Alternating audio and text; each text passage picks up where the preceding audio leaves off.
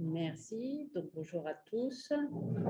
Donc, je vais me présenter d'abord. Cécile Dardinac, je suis archéologue à l'Office national des forêts. Et mon collègue Anthony Mathieu qui prendra la parole en fin de communication et forestier à l'ONF. Mon travail consiste essentiellement à développer les inventaires archéologiques en milieu forestier et surtout voir comment prendre en compte le patrimoine dans la gestion forestière. Alors, bon, voilà. Donc, la partie de notre intervention concerne plusieurs massifs de l'Orne. On va vous présenter d'abord comment le contexte du projet qui s'est déroulé sur plusieurs années. Ensuite, une partie sur le traitement et l'interprétation du LIDAR qui a été réalisé sur ces massifs, la partie terrain qui a suivi, et ensuite, je laisserai la parole à Anthony pour la prise en compte dans la gestion forestière du patrimoine archéologique qu'on a trouvé dans ces massifs. Alors, le contexte du projet. En fait, c'est un projet qui a été réalisé en partenariat ONF et DRAC de Normandie et qui avait pour objectif d'avoir une meilleure connaissance des massifs forestiers dont il est question, c'est-à-dire, voilà. Et puis surtout, à partir des données LIDAR qu'on a acquises à l'occasion de ce projet, d'avoir une cartographie la plus exhaustive possible des vestiges archéologiques et en finalité de pouvoir intégrer toutes ces données dans la gestion forestière pour qu'elles soient prises en compte. L'emprise concerne essentiellement trois gros massifs domaniaux, la forêt domaniale d'Écouves, celle d'Andenne et celle de Bourse. Et il y a eu une petite extension, vous avez sur la carte les petits carrés rouges qui sont au nord du département de l'Orne, dans des espaces naturels sensibles, et le département a souhaité acquérir une couverture LIDAR sur ces espaces-là. Le calendrier des projets s'est déroulé entre l'hiver 2019, où il y a eu l'acquisition des données LIDAR, jusqu'à la fin 2021 pour l'intégration globale de ces... Ah, je peux parler plus fort. Donc, fin 2021, l'intégration des données dans la gestion forestière. Et tout ça pour un budget à peu près global de 80 000 €, sachant que plus de la moitié de ce budget a été financé par la DRAC de Normandie. Le vol donc, réalisé en août 2019 a été fait par l'entreprise Syntegra avec, vous avez là les différentes caractéristiques du vol, mais on voit en moyenne une densité de points sol de 9 points au mètre carré. Après, comment ça s'est passé pour la partie traitement et interprétation des données? Les données ont été traitées sur SIG sur le logiciel GRASS, logiciel libre, et ensuite digitalisées, les données ensuite été digitalisées sur QGIS. Vous avez là quelques exemples des traitements qui ont été faits. Globalement, on retrouve des traitements classiques qu'on va faire en LIDAR en archéologie. Je sais pas. Peut-être que je peux trouver le pointeur laser, non? Bon, ça va être là, donc ce sera pas sur le...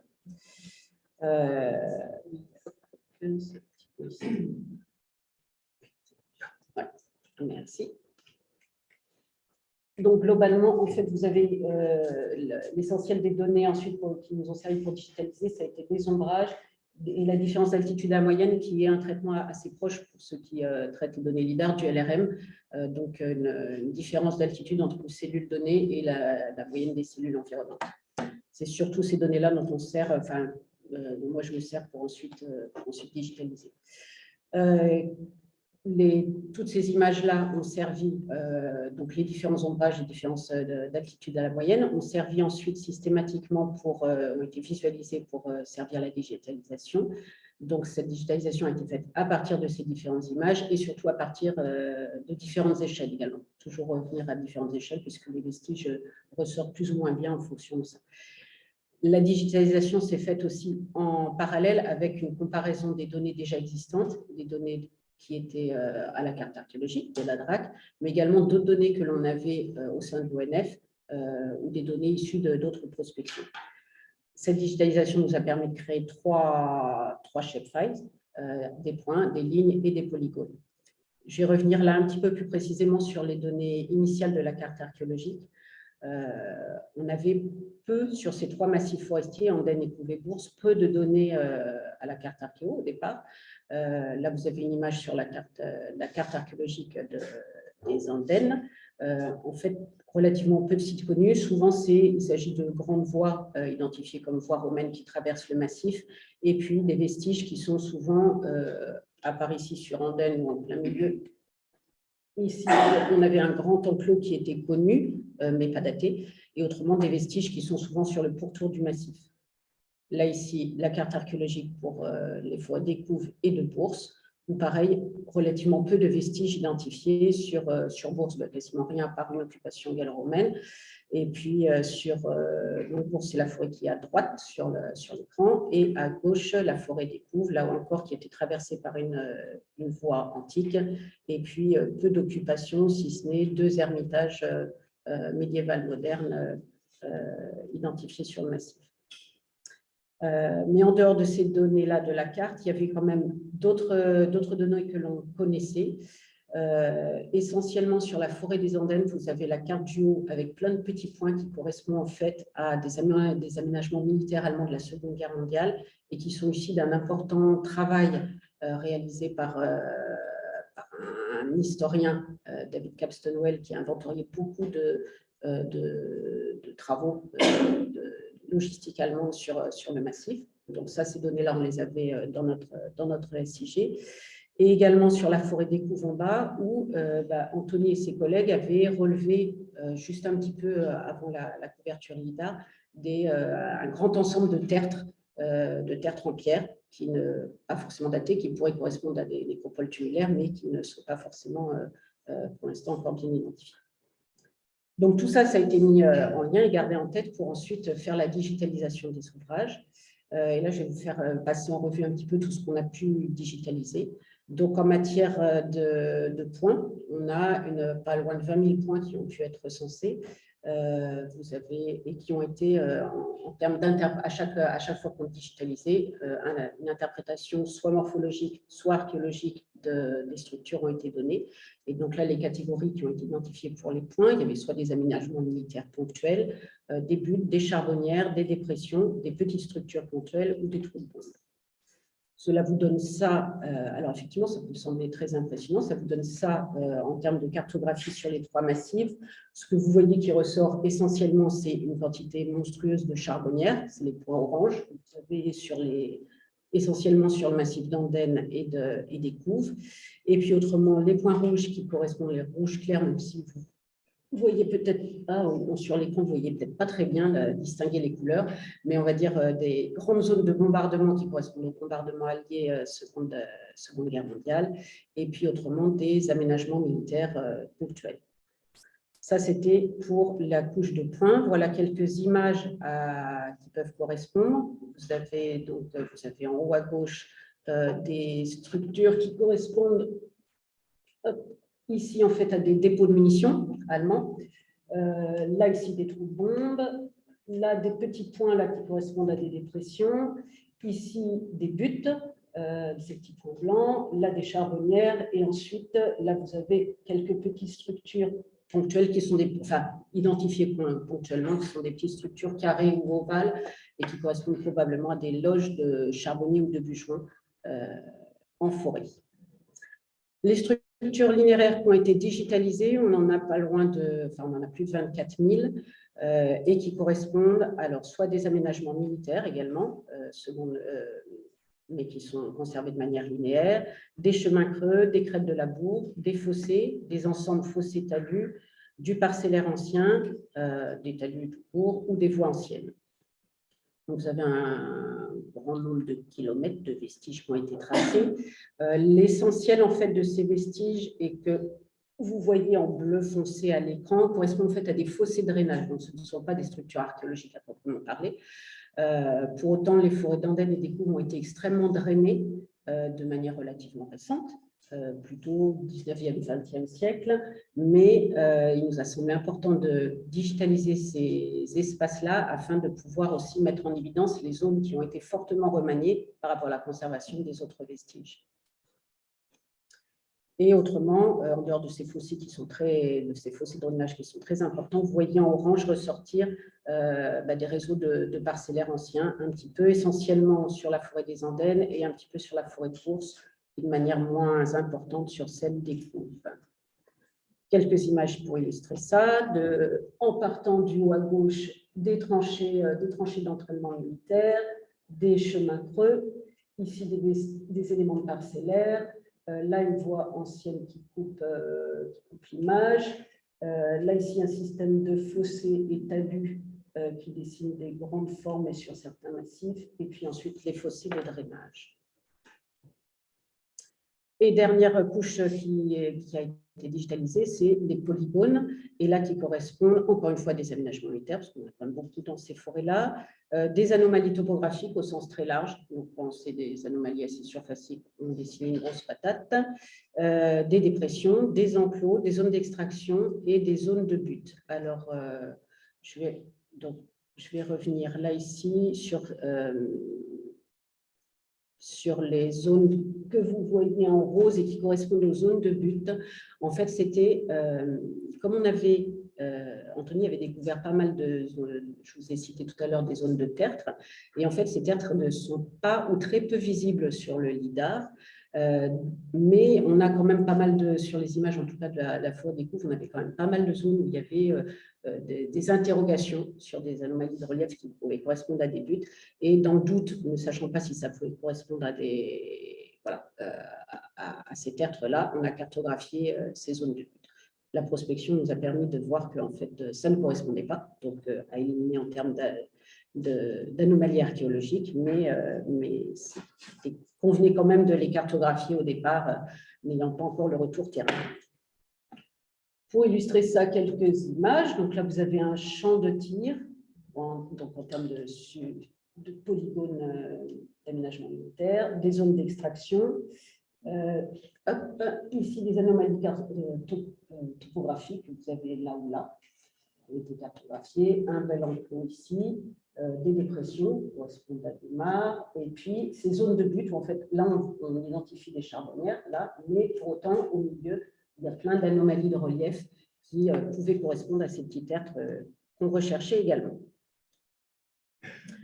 La prospection, donc après l'interprétation de l'IDAR, elle s'est déroulée, en fait, il y a eu 2 semaines de terrain en 2021 et 2022. Ça s'est fait sur 2 ans à cause de la crise Covid. En gros, les équipes, il y avait 2 équipes de personnes, enfin 6-8 personnes réparties en 2 équipes. Et une première semaine qui nous a permis de travailler sur la forêt des Couves et de Bourse, et en 2020 et en 2021 sur une autre semaine de terrain sur la forêt des Andennes.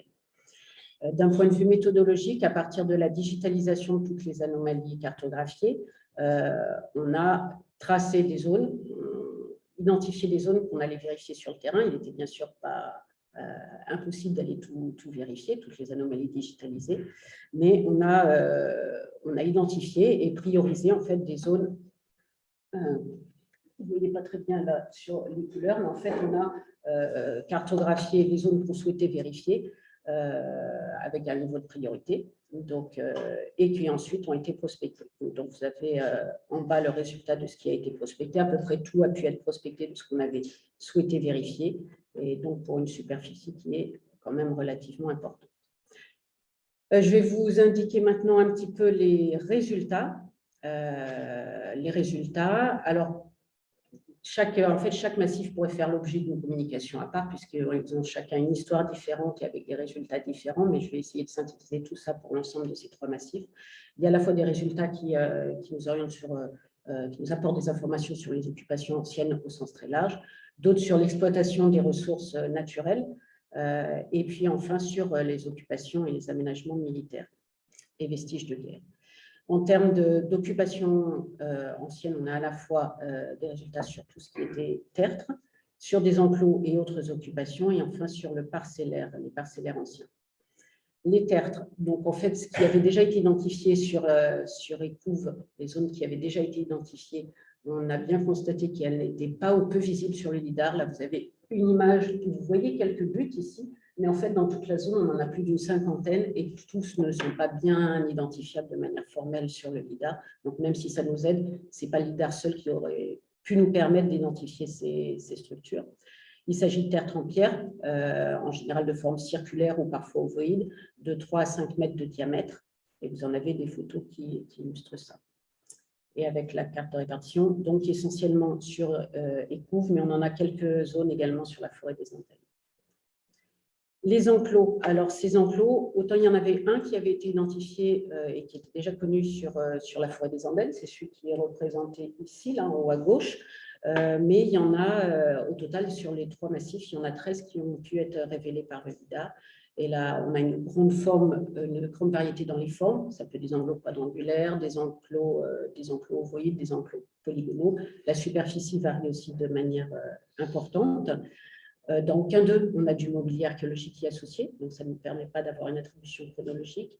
Mais certains, mais pas tous, semblent être associés à des éléments de parcellaires anciens, sans que ça puisse être non plus formel. Les occupations anciennes, alors en fait, on a peu d'occupations qui sont formellement datées. Il y en a 2 qui ont pu être datées par du mobilier comme étant gallo-romaines. Plusieurs autres qui sont du Moyen-Âge, certains qui étaient déjà connus auparavant, mais beaucoup d'occupations qui sont indéterminées en termes de chronologie parce qu'on n'a pas de matériel associé. Le parcellaire ancien, on a plusieurs ensembles de réseaux qui ont pu être identifiés sur ces massifs. De ce qu'on a pu voir, en tout cas les zones vérifiées, c'est des talus en terre. On a quelques pierriers qui sont pourtant là. Après, il faudrait faire des sondages pour pouvoir aller plus loin. Certains ensembles sont assez proches morphologiquement de ce que Muriel a pu trouver en forêt dans l'est de la France, en forêt de haies, mais on n'a pas de datation associée parce qu'on n'a pas de manière formelle d'occupation clairement associée à ces éléments parcellaires. Donc voilà ce que ça nous donne en termes de cartographie de synthèse.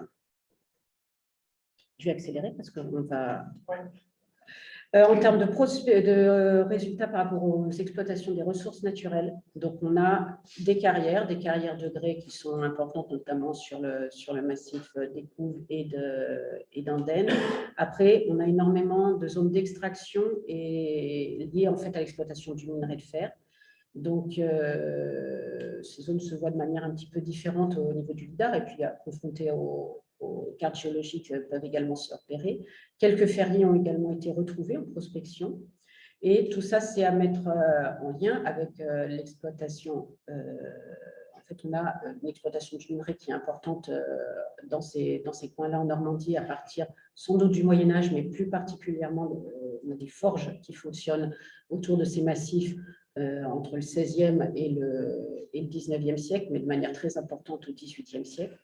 Et toutes les charbonnières, le nombre important de charbonnières qui a pu être digitalisé est à mettre en lien avec l'exploitation des charges au XVIIIe siècle.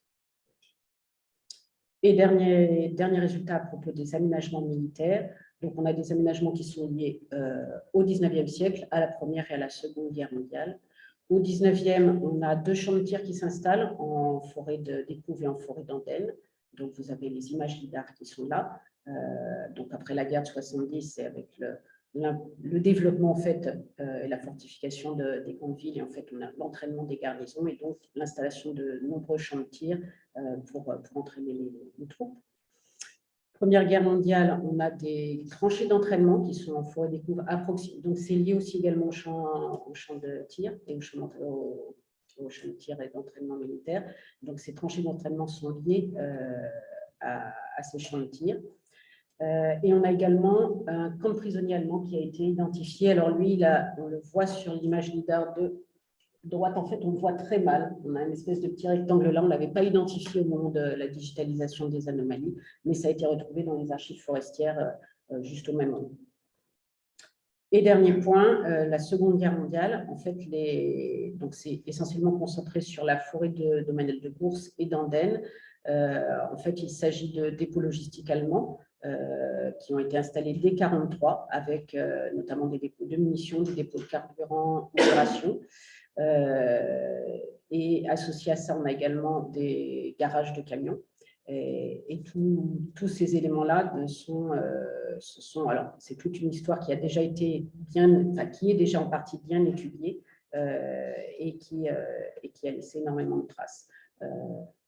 À ça sont associés des bombardements faits par les Alliés en juin et août 1944, notamment sur la forêt des Andennes. Quelques images pour parler là. En haut à gauche, vous avez des dépôts de munitions. Là, des dépôts de carburant qui sont assez linéaires, qui permettent au fût de rouler pour les déposer. Et puis des garages de camions qui sont situés juste en bordure de voie. Je laisse la parole à Anthony maintenant pour la prise en compte dans la gestion forestière. Bonjour à tous. Donc, je vais vous présenter la manière dont l'ONF prend en compte les vestiges dans sa gestion pour ce qui est de la Normandie. Donc, c'est une méthode qui a été mise en place depuis plusieurs années par la DRAC Normandie et l'ONF. Donc, lorsqu'on trouve un site archéologique, on va commencer par la rédaction d'une fiche d'inventaire ou une fiche de prospection. On va ensuite proposer une hiérarchisation des vestiges qui va se faire en 3 niveaux possibles. On va également proposer des préconisations de gestion qui sont liées aux coupes et aux travaux. On va ensuite intégrer toutes ces données dans le SIG de l'ONF et on va recouper annuellement la couche archéo avec le programme de coupe et de travaux forestiers.